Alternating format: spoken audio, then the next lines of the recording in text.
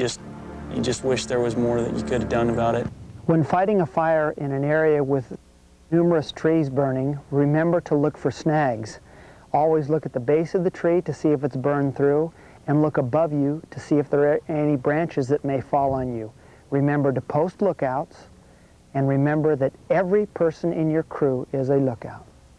Green trees that have burnt through in previous years and trees that were burnt through are dangerous.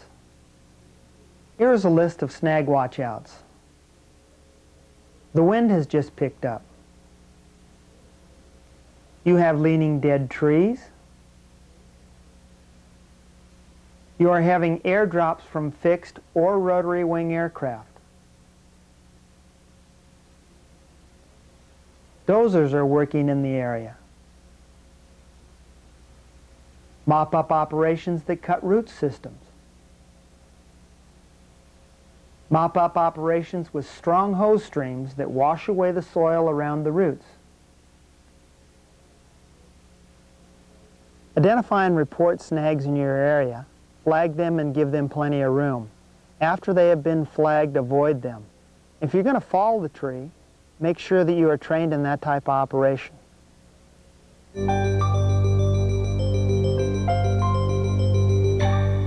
On any wildland fire of any size, you will be working around bulldozers. These large pieces of equipment are very effective at removing vegetation in a fire's path and constructing fire control lines.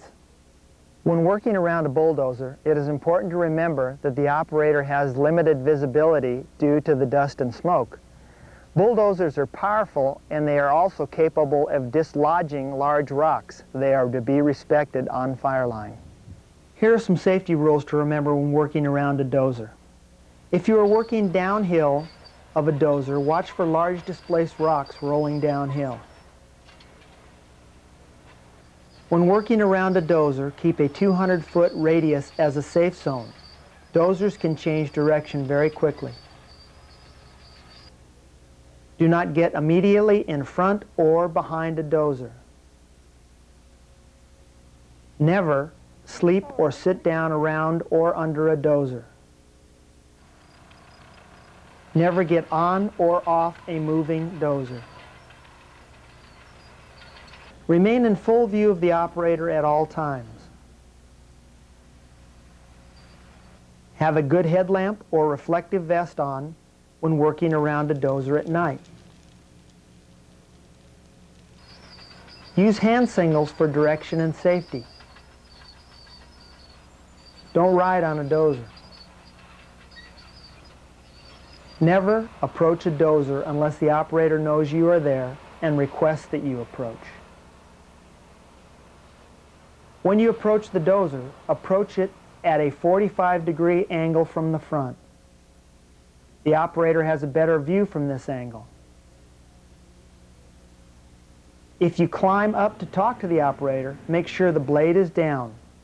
Use the handholds and watch for slippery tracks.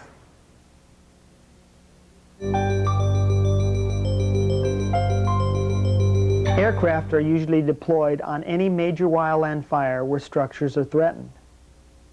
You need to know what to do if an aircraft is about to drop retardant on you. Your first consideration should be to move out of the area if time permits you to do so. Stay out from under large trees, as tree limbs or treetops may break off from the force of the retardant drop. Lie down behind some large immovable object, such as your fire engine or a large rock. Lie down on your stomach, facing the oncoming drop. With your helmet and goggles on, keep your face down, feet apart, and arms out for body stability. Hold any tool you may have away from your body.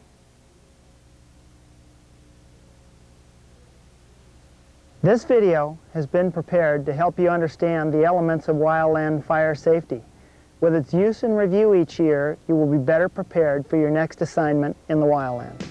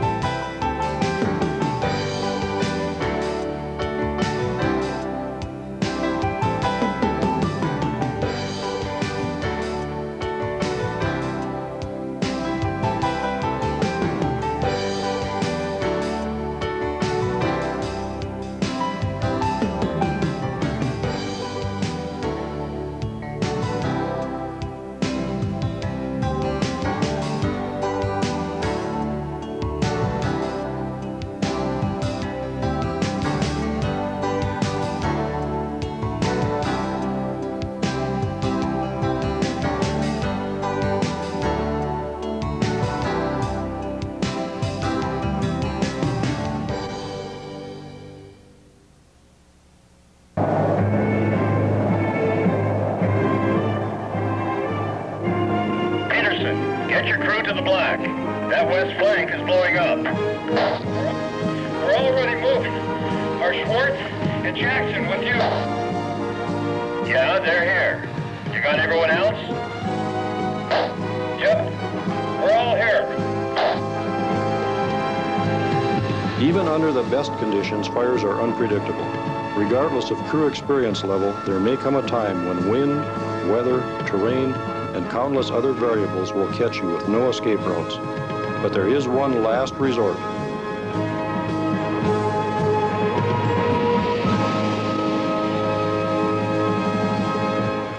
This fire jumped its control line and overran this area in less than 7 minutes. And you and your crew were caught in the middle of it. Just a hypothetical situation, but a very real possibility. Would you and your crew have survived? Would you have known enough about the situation to protect your lungs and airways at all costs? And would you have known when and how to deploy your fire shelter to increase your chances of survival? We have just 2 objectives with this film.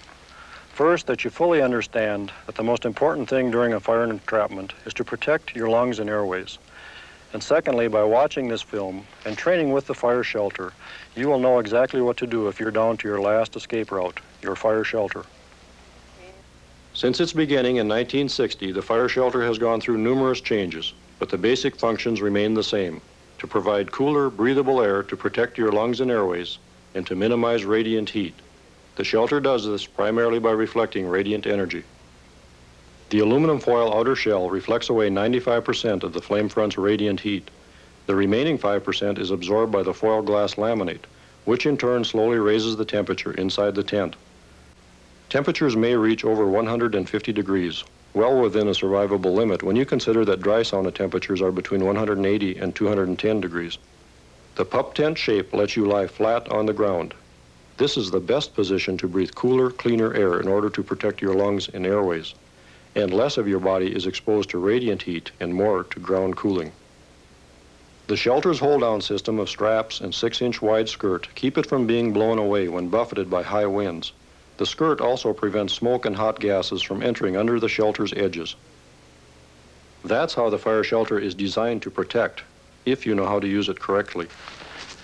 The key to using the fire shelter successfully is knowing when to use it. If the possibility of entrapment arises, always attempt proven escape procedures first. Your immediate supervisor will have located safety areas and escape routes for you in advance. If these escape plans fail, then use the fire shelter as a last resort. It has already saved more than 30 lives, and it can save yours if you ever need it and you know how to use it properly. To deploy your shelter, there are some key points that you should remember. Step 1 is to find a deployment area. The shelter works best in light fuel, such as a grassy meadow, where the fire intensity will be low and the flame front will pass quickly. Avoid fuel that will expose your shelter to prolonged direct flame contact, because this raises the temperature inside the shelter dramatically. Try to pick areas that are natural fuel breaks, such as creek beds, rock slides, or the already burned area of the fire. Remember, fuel includes gasoline cans, supply boxes, backpacks, and any other firefighting gear. Don't deploy your shelter near any of these items. Avoid areas with heavy brush, trees with low branches, or nearby snags. Any place where there's a high concentration of fuels that will produce high temperatures for an extended period of time near your shelter. This might be a good time to mention entrapment without a shelter.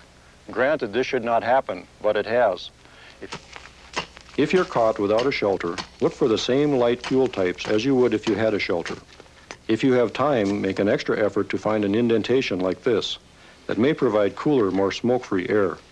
Concentrate on taking short, shallow breaths through your nose to protect your airways. Once the fire is around you, there is just one thought that should dominate all your decisions. Protect your lungs and airways at all costs. Keep your nose close to the ground. You can survive third-degree burns, but rarely could you survive burnt lungs or airways. The fire shelter greatly improves your chances of surviving a fire entrapment. Without it, only 2 things will get you by: luck and a determination to protect your lungs and airways, no matter what. After finding an area to ride out the fire, step 2 is to deploy your fire shelter. You should deploy your shelter before clearing a spot because you don't know how fast the fire will reach you. If you open it first, you'll have it ready whenever you need it. First, remove the shelter from the case. Pull the vinyl tab and remove it. Then open it up.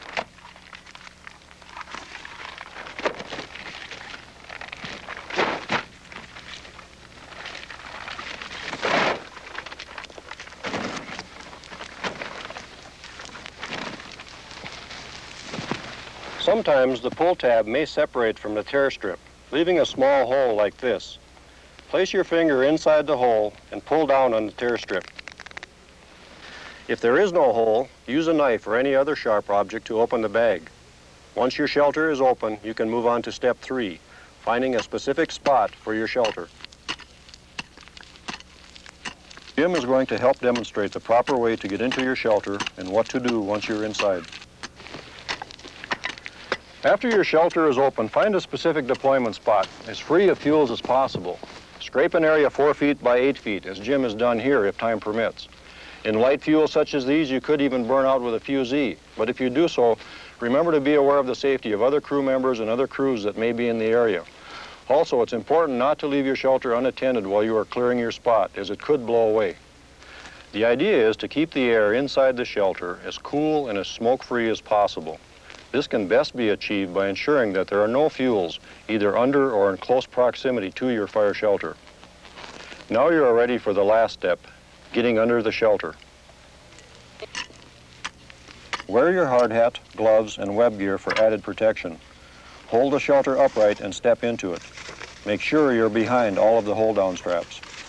Once inside, place your feet and hands in the corners of the shelter to take out the extra slack and provide a solid base for holding the shelter down. Be sure to position your shelter so your feet are toward the oncoming flame front to take the greatest amount of heat. Once you commit yourself to your shelter, stay there. No matter how bad things get inside, they're much worse outside. Even if you are getting burned, don't panic and leave. Breathing the hot gases outside will threaten you much more than any condition you will face by staying underneath it. Stay put. Wait until a supervisor contacts you or the shelter is cool to the touch before leaving it. We've cut out the side of this shelter so you can see inside while Jim demonstrates. When you first get under the shelter, put your hands and feet on the hold-down straps to keep the skirt pressed to the ground. Remember, it will be very difficult to keep all the edges on the ground during extreme turbulence from a passing flame front. If one edge of the shelter does lift off the ground, turn your face away. To reduce smoke inhalation, cover your mouth with a dry bandana, not wet. A wet cloth produces high humidity air, which is harder to breathe than dry air, and will damage your lungs at a much lower temperature. For extra protection, take short, shallow breaths, especially as the temperature rises. Also, you may notice pinholes or cracks in your shelter. Firefighters that have gone through actual entrapment stated that light shining through these holes on their pants or shirt appeared to be burning coals, and they questioned the effectiveness of their shelters. Don't worry, all shelters have pinholes and cracks. They don't compromise the shelter's ability to protect you. Just a few other things you should know about entrapment. First, it's important to maintain communication, both from shelter to shelter by yelling to one another and by radio contact with the outside. Communication is a key factor in keeping people calm. If your radio won't transmit from underneath the shelter, keep trying at regular intervals, but be careful to maintain the correct position. Never put your head outside the shelter to improve transmission. Second, never plan to share a shelter. It's only designed for one person. But if someone is without a shelter, then sharing is essential. Third, in a long entrapment, as the shelter continues to heat up, the cloth laminate becomes hot enough to burn you. Your hard hat, gloves, and fire clothes should protect you. Above 500 degrees, the adhesive begins to break down, and the cloth may separate from the foil shell like this. Even if it does, it usually delaminates gradually enough that it will cool off before touching you. Even without the cloth, the foil will stay in place and continue to protect you and provide you with breathable air. And last, don't be reluctant to deploy your fire shelter if you need to. Some firefighters who have been caught in fires mention some delay in their decision to deploy because of the monetary cost or embarrassment. Time is critical. Play it safe and give yourself enough time. This film only gives you the basics. It's important that from here you take this knowledge into training sessions where you can practice using your fire shelter. Deploying a shelter can take an untrained person several minutes, but after just a few trials, this can be cut to 25 seconds or less.